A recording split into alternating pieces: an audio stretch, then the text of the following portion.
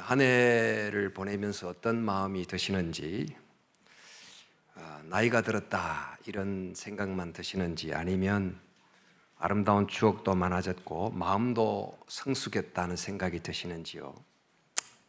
세월이 지나가면서 나이만 드는 사람, 또 늙어가는 노인이 되는 사람이 있는가 하면 나이와 함께 성숙해가고 어른이 되는 사람이 있다고 합니다. 올해도 매일 이 현재라고 하는 선물을 주신 이유, 프레젠트를 프레젠트 하신 그 뜻은 해가 갈수록 육신의 키만 크지 말고 마음의 키도 크라는, 또 노인이 아닌 어른이 되라는, 또 그 사람은 늙어가지만 속 사람은 새롭게 되라는 뜻이 분명하죠. 그 하나님이 주신 시간이란 달란트를 낭비하지 말고 정말 보람과 사랑의 이익을 남기라, 이것이 분명한 뜻일 겁니다. 그러면 무엇이 우리를 시간 속에서 성숙하게 만드나? 그 중에 하나는 좋은 책. 좋은 책을 읽는 것은 그 저자와 함께 동행하는 거고, 또 좋은 책을 읽는 것은 그 저자의 어깨 위에 서서 세상을 새롭게 보는 것이라고 말합니다. 또 무엇보다 정말 우리를 성숙해 하는 것 중에 하나는 좋은 사람과 함께의 긴 동행이 아닌가 합니다. 좋은 사람을 만나서 일정 기간 함께 하면 그 동행이 우리를 훌쩍 마음도 크게 하고 생각도 크게 만듭니다. 여러분이 많이 읽으셨을 모리와 함께하는 화요일이라는 정말 유명한 책이 있습니다. 그 책 내용을 보면 이 미치 앨범이라고 하는 이 작가자, 이 작품의 주인공이 이 스포츠 기자이면서 유명한 칼럼니스트로 활동하면서 디트로이트에서 아주 잘 나가는 사람이었습니다. 스포츠 영웅들을 취재하면서 좋은 칼럼을 쓰면서 바쁘게 살았는데, 그러나 인생의 의미가 뭔지, 진짜 사는 게 뭔지를 모른 채 정말 바쁘게만 살다가 사랑하는 애인 제니와의 관계가 삐걱거리고 이렇게 살고 있었어요. 그 인생 경기장에서 바쁘게 뛰기는 했지만 행복이라는 골 득실은 이루지 못하는 선수와 같이 살았습니다. 그러다가 학창시절 너무나 존경했던 모리 슈워츠라고 하는 교수님 소식을 들었습니다. 그 교수님이 루게릭 병에 걸리게 됐는데, 학교 다닐 때 이 스포츠에 열광했던 이 미치 앨범이 교수님을 교수님 부르지 않고 코치님 이렇게 부르면서 잘 따랐는데, 16년 만에 그 교수님이 루게릭 병에 걸렸다는 소식을 듣고 교수님에게 연락을 하고 다시 만나게 됩니다. 그래서 그 교수님이 계신 보스턴까지 화요일에 그가 세상을 떠날 때까지 무려 14번을 찾아간 이야기, 그리고 화요일마다 그 교수님을 만나서 인생에 관한 여러 강의들, 세상에 관해서, 후회에 관해서, 죽음에 관해서, 가족, 감정, 나이, 탐욕, 결혼, 사회, 용서 등등의 인생 강의를 잘 듣습니다. 근데 듣는데 이 강의는 자기가 두고두고 들어야 되겠다가 싶어서, 그리고 이 좋은 강의를 남에게도 전해야 되겠다 싶어서 녹음을 일일이 합니다. 그러면서 14번의 만남을 통해서, 즉 약 4개월 동안의 모리 교수와의 동행을 통해서 인생이 바뀝니다.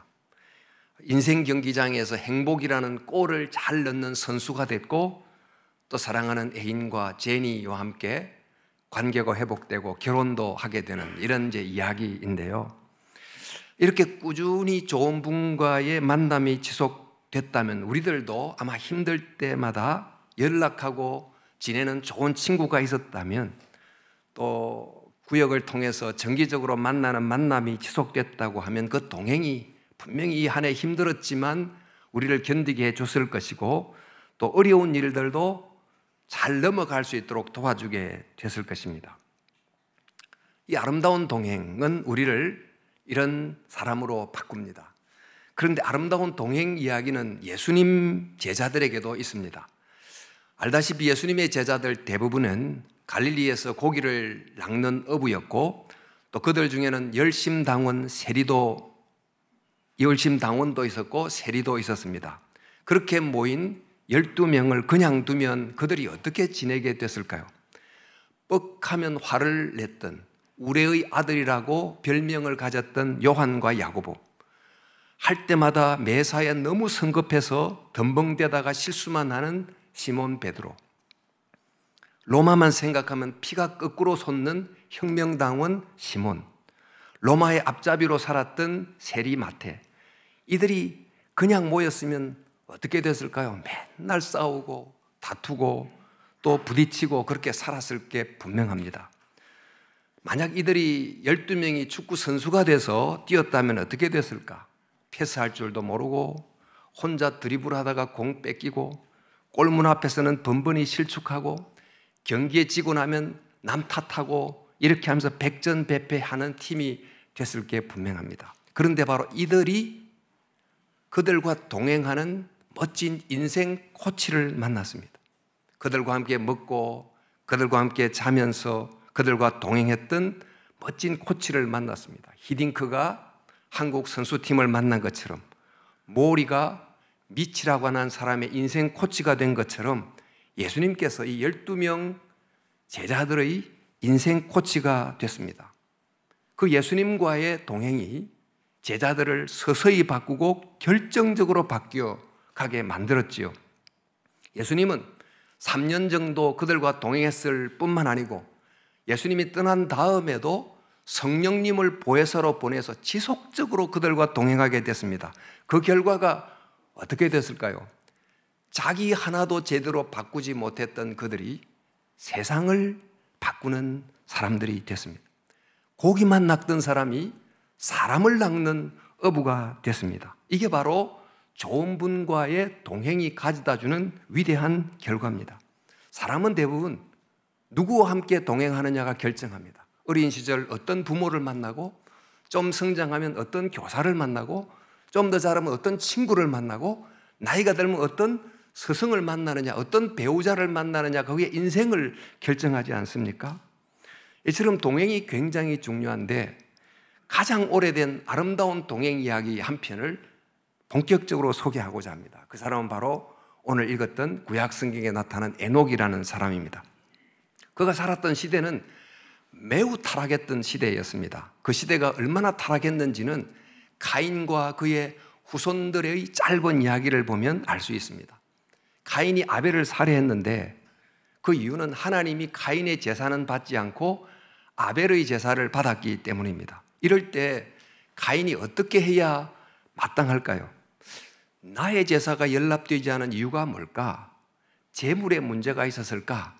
아니면 재물을 바치는 헌제자 나에게 문제가 있었을까? 이것을 살폈다면, 그래서 그 다음 그것을 깨닫고 고치고 다시 제사를 드렸다면 그의 제사는 받아들여졌을까요? 거부를 당했을까요? 반드시 하나님이 그의 제사를 받았을 겁니다. 그런데 가인이 어떻게 했을까요? 그는 제사가 거절당했을 때 자기의 잘못은 전혀 묻지 않고 모든 잘못을 하나님에게 돌리고 아벨에게 돌렸어요. 하나님은 부당하고 아벨은 밉고, 그래서 아벨을 쳐 죽였습니다. 마치 한 학생이 다른 학생에게서 일진처럼 폭력을 가하고 그러자 학생을 불러서 선생님이 따끔하게 교훈을 합니다. 그러면 그 학생이 고쳐야 되는데 나에게 이 사실을 일려줬다고 해서 피해된 학생을 다시 찾아가서 그를 더 심하게 때려서 그를 죽게 만드는 그런 일을 가인이 한 겁니다. 자, 이런 방식이 한 사람에게만이 아니고 전반적인 사회적 분위기가 됐다면, 또 이런 분위기가 갈수록 악화가 된다면 그 세상이 어떻게 되겠습니까? 그런데 실제로 그런 일이 일어났어요. 가인의 후손 중에 라멕이라는 사람이 이런 노래를 지어 불렀습니다. 가인을 죽이면 그 대신 7사람을 죽여 안갚음을 한다지만 나 라멕을 죽인다면 77사람을 죽여 안갚음하리라. 가인이 아벨에게 행동했던 것보다 더 라멕이 심하게 행동했는데 바로 그런 행동 자체를 뽐내고 있어요. 마치 조폭세계에서 얼마나 상대를 심하게 때렸고 죽였느냐에 따라서 이 조폭세계에서는 그의 실력이 이렇게 높이 이렇게 자랑되는 이런 것과 같은 상황이 됐습니다. 세상이 이렇게 됐으니 얼마나 힘든 세상이 됐고 또 그런 세상을 보는 하나님의 마음이 얼마나 아팠겠습니까? 그래서 창세기 6장 5절에 여호와께서 사람의 죄악이 세상에 가득함과 그의 마음으로 생각하는 모든 계획이 항상 악할 뿐임을 보시고. 자, 여러분, 이런 시대 속에 살았던 에녹이 65세가 되는 어느 날 어떤 사건 하나를 경험합니다. 그 사건이 자기에게 일어난 일인지 아니면 세상에 일어난 어떤 일을 본 것인지 그것은 잘 알 수 없지만 그 사건을 통해서 그는 하나님이 주신 메시지를 듣습니다. 이게 중요해요. 그 메시지는 가인의 길로 사람들이 다 걸어가는데 이 가인의 길로 걸어가면 반드시 세상에 심판이 온다 하는 메시지를 강력하게 받게 된 것입니다. 에녹이 이런 사건을 통해서 메시지를 받고 결정적 인생 레슨을 얻고는 그때부터 가인의 길을 떠나서 하나님과 동행하는 길을 걷게 됩니다.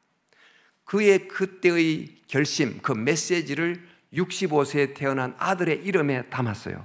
아들의 이름을 머두셀라라고 지었는데 이 머두셀라는 머투란 말이 죽음이라는 뜻이고 살라트가 보낸다는 뜻인데 이 아들이 죽을 때 심판을 보낸다 이런 뜻의 이름을 아들에게 지었습니다. 실제로 그 아들이 죽을 때 바로 노아의 홍수가 왔습니다만 성경에 보면 머두셀라가 가장 오래 산 인물이에요.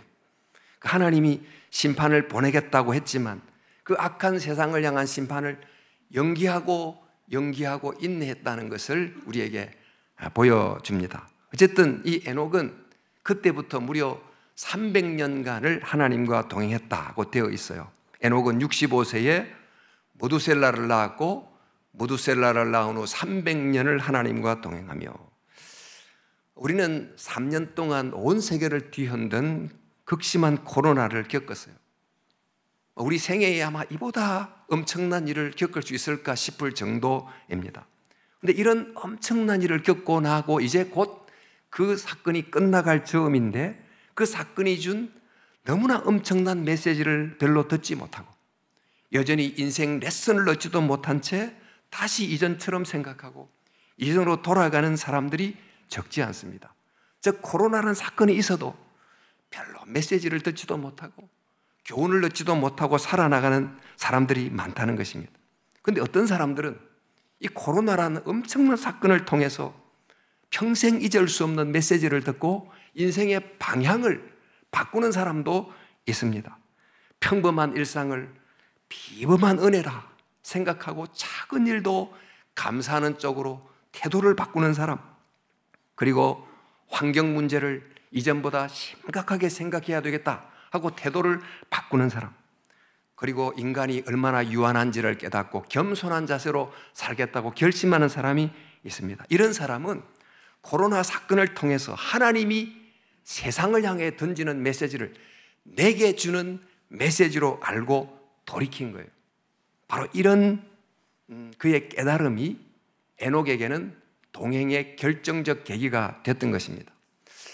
우리 전도서 묵상을 했지만 전도서에 이런 구절이 있습니다. 형통한 날에는 기뻐하고 곤고한 날에는 되돌아보아라. 이 한 해도 여러분 형통한 일도 있었고 곤고한 일도 분명히 있었을 것입니다. 그런데 어떤 사람은 형통한 일을 만나거나 곤고한 일을 만나거나 거의 메시지를 듣지 못하고 깨달음도 없이 그 사건 자체를 다 낭비하고 맙니다. 그래서 별 깨달은 게 없이 한 해를 맞이해요. 그런데 어떤 사람은 형통한 일을 만날 때나 곤고한 일을 만날 때나 그 사건을 통해서 하나님이 무슨 메시지를 주는가, 나에게 어떻게 하라고 하는가를 깊이 생각하고 돌이키는 계기로 삼습니다. 그러면서 모든 사건을 하나님을 만나고 하나님과 동행하는 계기로 만드는 거죠. 자, 여러분, 에녹이 65세 때 일어난 어떤 사건을 통해서 그에게 주시는 하나님의 메시지를 강력하게 들었고 그 이후 동행하기로 결심했는데, 결심하는 것과 그 결심을 지속하는 것은 사실 별개의 문제입니다. 결심하는 것도 쉽지 않지만은 그 결심을 오랫동안 지속하는 것은 더 쉽지 않습니다. 우리 모리와의 함께한 화요일이라는 책을 잠시 제가 언급했는데 이 미치 앨범이라는 이 제자가 모리 교수를 만나러 보스턴까지 비행기를 타고 갔습니다. 한두 번은 갈만합니다만 14번을 간다는 것은 또 다른 문제가 아니겠습니까? 하물며 에녹이 한 1년, 2년은 하나님과 동행하는 것은 할 수 있다고 쳐도 무려 300년을 평생토록 동행한다는 것은 완전히 다른 문제입니다. 어떻게 해서 그런 지속이 가능했을까? 어떤 이유 때문에 그는 하나님과의 동행을 지속할 수 있었을까? 특별히 하나님은 눈에 보이지도 않는 분인데 정말 하나님이 동행한다는 것을 잊지 않고 지속할 수 있었을까? 그 이유 중에 하나를 저는 그 아들에게 붙인 무두셀라란 이름 때문이라고 생각합니다. 여러분, 에녹이 살던 당시는 3, 4대가 같이 사는 대가족 문화였어요. 그리고 대부분 다 오래 살았기 때문에 이 아버지는 자기가 죽을 때까지 아들과 함께 살았다고 볼 수 있습니다. 그러다 보니까 거의 매일 아들의 이름을 몇 번은 불렀을 거고, 또 아들은 아버지가 부르는 자기 이름을 적어도 몇 번은 들었을 것입니다. 아버지는 그 이름을 부르면서, 아들은 그 이름을 들으면서 그 이름 속에 담긴 의미를 기억했겠죠. 그래, 가인의 길로 가면 반드시 심판이 있어. 하나님의 길로 가야 돼. 이 내용을 매일 이름을 부르면서 들으면서 기억했던 것입니다. 고대 로마 시대 때 이 게선 장군이 성으로 입성하게 되면 이 장군이 사기가 잔뜩 올라가죠. 천하에 보이는 게 없는 정도의 기분을 가지고 들어옵니다. 그럴 때 마차 곁에 노예 한 명이 타가지고 어떤 말을 그의 귀에 계속 속삭였다고 합니다. 헬라 시대 때 왕이 천하를 호령하면서 모든 것을 내 마음대로 할 수 있다고 착각하며 살 만큼 강력한 권세를 갖고 살았는데, 그 지혜로운 왕은 신하가 늘 아침마다 자기에게 어떤 한 말을 하도록 시켰다고 합니다. 그 말이 바로 메멘토 모리라는 말. 메멘토, 기억하라. 모리, 죽는다는 것을 기억하라. 당신이 지금 왕이지만, 당신이 지금 게선 장군이지만 곧 죽는다는 것을 기억하라. 바로 이 말을 거듭해서 들었기 때문에 그 사람은 그나마 교만하지 않을 수 있고 그나마 지혜롭게 살 수 있게 된 것입니다. 오늘 우리가 성만찬을 했지만 예수님께서도 우리가 모일 때마다 성만찬을 행하라고 했습니다. 이 성만찬 속에 말씀드린 것처럼 예수님의 과거와 현재와 미래의 말씀의 정말 핵심이 그 속에 다 들어있어요.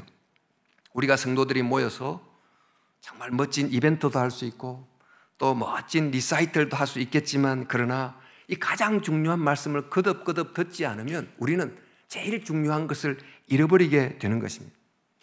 예수님께서 나를 살리려고 당신이 죽으셨다. 이 이야기는 모일 때마다 들어야 되는 너무나 중요한 이야기가 아닙니까? 이슬람 교도가 왜 그렇게 개종을 잘하지 않고 정말 나름대로 그들이 믿는 신앙에 그렇게 충실합니까? 그 이유는 그 이슬람 교도의 교리를 깊이 알아서가 아니고 하루에 3번 혹은 5번씩 계속 메카를 향하여 절하는 단순한 반복의 지속, 이게 바로 그들을 강하게 만든 핵심적인 이유입니다. 바울 사도도 그래서 우리에게 복잡한 것을 이해하라기보다 항상 기뻐하라, 쉬지 말고 기도하라, 범사에 감사하라 하면서 항상 쉬지 말고 범사에 지속적으로 중요한 것을 반복하고 반복하라는 거예요. 가장 중요한 것을 기억하고 기억하라는 거예요. 바로 이것이 동행의 비결인 것입니다. 저 무두셀라란 이름을 하루에 몇 번이라도 부르면서 그는 정말 하나님과의 동행을 기억했습니다만, 그는 하나님이 눈에 보이지 않기 때문에 그는 아마 이런 생각을 했을 겁니다. 나는 지금 하나님과 동행한다고 생각하는데 정말 하나님이 동행하실까? 이런 의심이 왜 안 들었겠어요? 광야를 순례하는 이스라엘 백성들이 불기둥, 구름기둥이 보일 때는 하나님이 동행하는 것 같지만 그게 보이지 않을 때는 하나님이 안 계신 것 같다, 이런 의심을 왜 하지 않았습니까? 우리 역시 인생 광야를 걸어가는데 어떤 좋은 일이 일어나면 하나님이 계신 것 같고, 정말 어려운 일이 생기면 하나님이 계신가? 하나님이 나와 함께 하신가? 이런 의심이 여러분 들지 않습니까? 이럴 때 어떻게 해야 합니까? 어떻게 우리가 동행할 수 있습니까? 이럴 때 필요한 게 바로 믿음입니다. 여전히 동행한다는 것을 믿는 믿음이죠. 여러분 히브리서 11장 5절에 보면 에녹의 믿음을 이렇게 소개합니다. 믿음으로 에녹은 죽음을 보지 않고 옮겨졌으니 그는 옮겨지기 전에 하나님을 기쁘시게 하는 자라는 증거를 받았느니라. 에녹이 하나님을 기쁘시게 한다고 했는데 무엇이 하나님을 기쁘게 했을까요? 하나님을 위하여 대단한 업적을 남겼기 때문에, 하나님을 위해서 특별한 공로를 세웠기 때문에 하나님이 그것 때문에 기뻐했을까요? 그 다음 절은 이렇게 나옵니다. 믿음이 없이는 기쁘시게 못하나니. 에녹의 경우는 그의 믿음 때문에 하나님을 기쁘게 했는데 그 믿음의 내용이 뭔가 하면 하나님께 나아가는 자는 반드시 그가 계신 것과 그가 자기를 찾는 자에게 상 주시는 이심을 믿어야 할지니라 그랬어요. 그 에녹이 하나님을 기쁘게 한 것은 다름이 아닌 하나님이 계신 것을 믿는 믿음이었다는 겁니다. 근데 여러분, 이 말의 의미가 뭡니까? 하나님이 존재하심을 믿었다 그런 뜻입니까? 우리는 이 구절을 읽으면 맥락을 떠나면 하나님이 존재함을 믿는다, 이게 믿음이라고 생각하지만 이 당시 고대 사회는 하나님을 믿지 않는 무신론자가 없었어요. 모든 사람이 다 신들의 종류가 다를 뿐이지 신이 있다는 걸 다 믿었어요. 근데 문제는 하나님을 믿는다는 게 무슨 뜻입니까? 에녹이 하나님을 믿었다는 것은, 하나님이 계심을 믿었다는 것은 대부분 그 당시 사람들이 하나님은 제사 드리는 특별한 시간에, 신전이라는 특별한 장소에는 계시지만 하나님이 보이지 않는 일상 속에는 계신다고 별로 믿지 않았어요.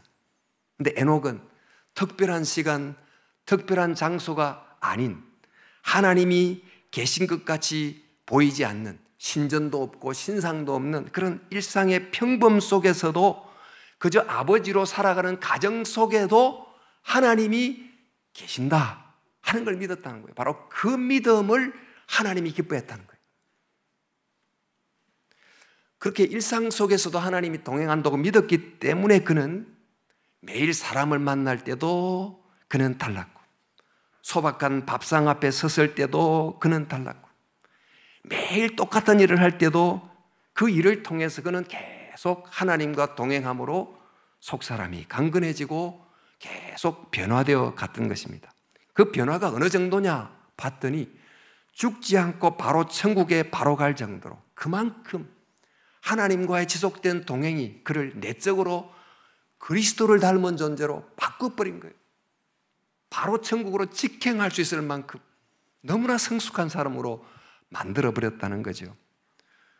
우리 장로교의 시작이라고 할 수 있는 켈빈 선생님의 평생의 좌우명이 코람데오입니다. 그러니까 하나님 앞에서라는 건데, 나는 하나님 앞에 서 있다 이라고 하는 이런 의식, 바로 이것이 그러면서 하나님과 동행했던 그 하루하루가 켈빈으로 만들었어요. 우리가 잘 아는 사도 바울도 늘 성령님이 내 안에 계신다는 것을 늘 기억하고 살았던 사람입니다. 우리 로마서 8장에 보면 그리스도께서 너희 안에 계시면, 예수를 죽은 자 가운데서 살리신 이의 영이 너희 안에 계시면 너희 안에 거하시는 그의 영으로 말미암아 너희 죽을 몸도 살리시리라. 그러니까 성령님이 우리 안에 계신다 하는 사실을 늘 기억하고 마음으로 동행했던 그 동행이 그 바울이 되게 만드는 것입니다. 근데 이렇게 정말 동행을 의식하고 매일 살아가면 훌륭한 사람과 며칠만 동행하도 우리가 바뀌는데 주님과 동행하면 계속 바뀌지 않겠습니까? 근데 문제는 그 주님이 우리와 함께 계시지만 우리는 그 동행하시는 분을 잘 보지 못하고 살아간다는 것입니다. 바울이 말한 것처럼 너희가 하나님의 성전인 것과 하나님의 성령이 너희 안에 계시는 것을 알지 못하느냐 그랬어요.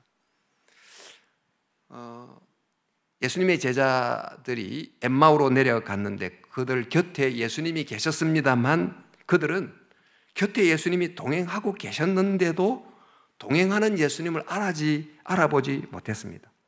자, 예수님이 동행하지 않은 겁니까? 동행하는 예수님을 보는 우리의 눈이 감긴 것입니까? 무엇이 있어도 시각이 없으면 있지만 내게는 없습니다. 무슨 소리가 분명히 들려도 청각의 기능이 마비되면 소리가 있지만 내게는 그 소리가 없어요. 여러분, 지금 이 아람말이 무슨 뜻인지 아십니까? 지금 화면에 혹시 보이나요? 네. 어떤 아람말이 굉장히 기묘하게 써져 있는데 보면 그림같이 보입니다만 뜻이 없는 게 아니죠. 그 글의 뜻을 읽어내는 문법 지식이 없다 보니까 그게 글로 읽히지 않고 그냥 이상한 그림으로만 보이는 것입니다. 여러분, 이처럼 하나님의 동행과 성령의 임재가 분명히 있지만 우리의 눈이 감겨서 우리가 엠마오로 내려가는 제자들처럼 우리는 주님이 곁에 동행하시지만 없는 것처럼 생각하고 인생길을 터벅터벅 실망하면서 걸어갈 때가 얼마나 많았습니까? 그러면 여러분 어떻게 해야 동행의 훈련을 하면서 동행하는 분을 깨달으며 살아갈 수 있을까? 사실 이 점이 굉장히 중요합니다. 신앙에서 이 동행을 훈련한 것이 굉장히 중요한데 외국어도 어려운 외국어도 훈련하면 조금씩 말문이 터지고 또 귀도 열리고 그러지 않습니까? 음악도 계속 듣는 훈련을 하다 보면 들리고 미술도 계속 보는 훈련을 하다 보면 어려운 작품도 이해가 되듯이 하나님의 동행하심, 성령의 내주하심도 영적인 훈련을 계속 하다 보면 조금씩 체험이 되는 법입니다. 프랑크 루박이라고 하는 사람이 쓴 1분 게임이라고 하는 책이 있습니다. 이 책에 보면 이런 내용이 나와요. 그도 우리들과 똑같이 교리적으로는 하나님이 동행하신다는 것을 또 성령님이 우리 안에 내주하신다는 것을 분명히 믿기는 했지만 실제로 체험을 하지 못하고 살았어요.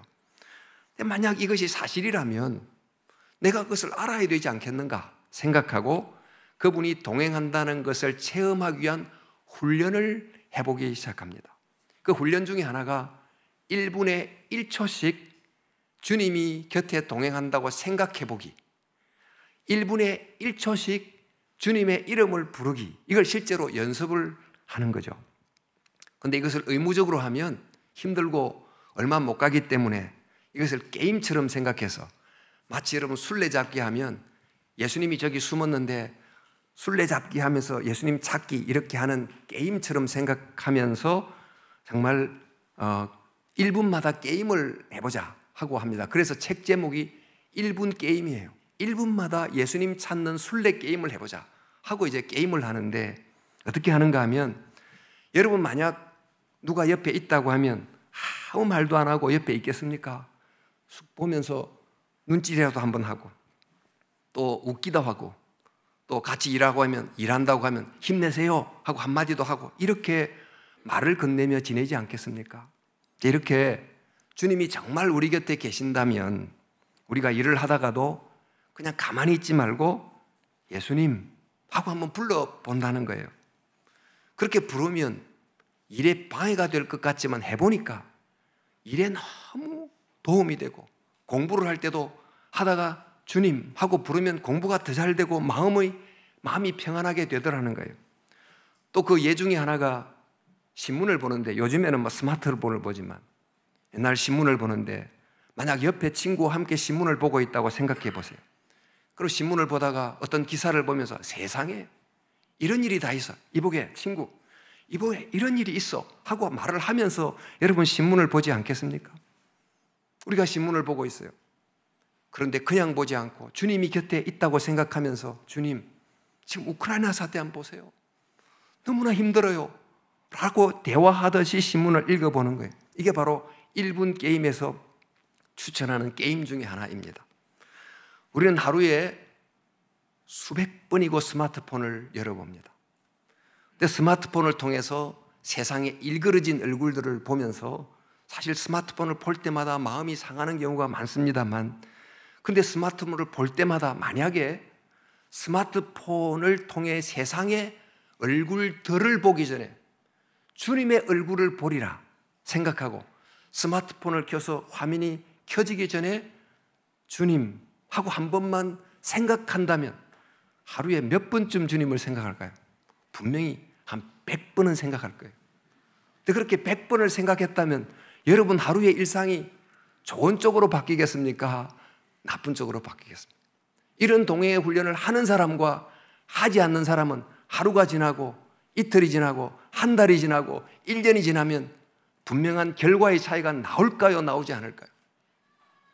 정말 이렇게 에녹이 매일 동행했더니 1년이 지나고 2년이 지나고 동행했더니 앞서 말씀드린 것처럼 죽음을 보지 않고 천국으로 직행할 정도로 그 동행이 너무나 그를 내적으로도 변화시키고 태도도 바꾸고 언어도 바꾸고 마치 그리스도처럼 그가 바뀌었기 때문에 바로 하늘나라로 가게 됐다고 성경이 기록하고 있습니다.